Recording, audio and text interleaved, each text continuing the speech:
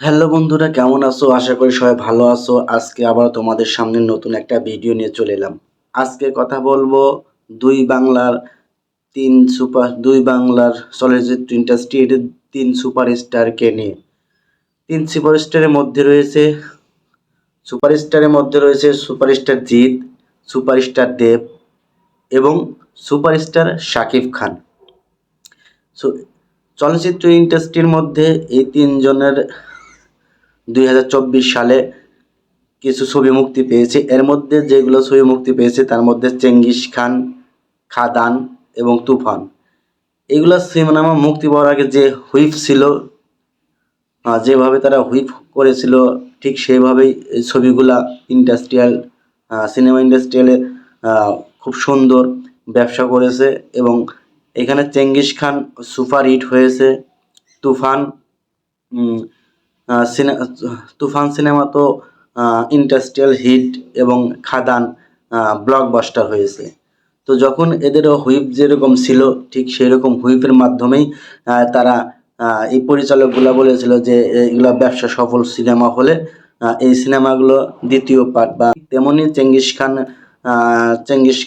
Genghis two already Genghis টুর দ্বিতীয় part করার জন্য ঘোষণা দিয়েছে। খাদানের দ্বিতীয় পার্ট করার ঘোষণা দিয়েছে এবং তুফান টুরও দ্বিতীয় পার্ট করার ঘোষণা হয়ে গেছে অলরেডি। তো আমরা যতদূর জানি যে শাকিব খান, দেব এবং জিৎ তিনজনই সিনেমা ইন্ডাস্ট্রিতে তিনজনই সুপার হিট নায়ক। তো তাদের যে সিনেমাগুলো হয়েছে ইতিপূর্বে সবগুলো সিনেমা ব্যবসা সফল সিনেমা। তারা অলরেডি এই সিনেমাগুলোর পরিচালকরা দ্বিতীয় পার্ট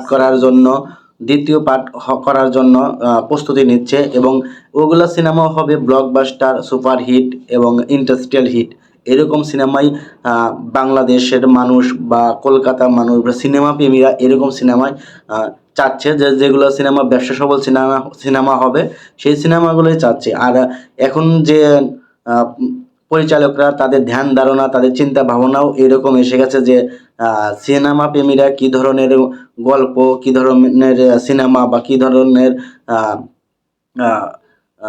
রোমান্টিকতা ছবিতে চাচ্ছে ঠিক সেই রকম তাদের ধ্যান ধারণা এবং চিন্তা ভাবনার মাধ্যমেই ছবিগুলা তৈরি করছে।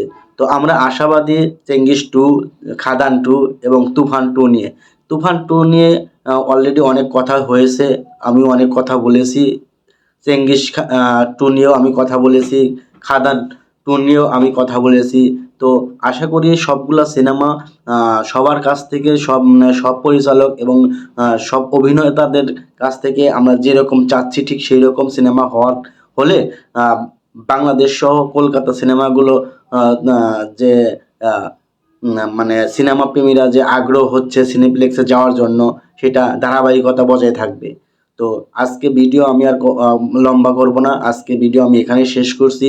সবাই ভালো থাকবেন, সুস্থ থাকবেন এবং আমার চ্যানেলটিতে যারা এখনও সাবস্ক্রাইব করেন নাই অবশ্যই সাবস্ক্রাইব করবেন এবং পাশে থাকার বেল আইকনটি বাজিয়ে রাখবেন নতুন নতুন ভিডিও পেতে যেন সবার আগে আপনার কাছে চলে যায় বা আপনি পেয়ে থাকেন। তো সেই হিসাবে আজকে আমি এখানে শেষ করছি। সবাই ভালো থাকবেন, সুস্থ থাকবেন। আল্লাহ হাফেজ।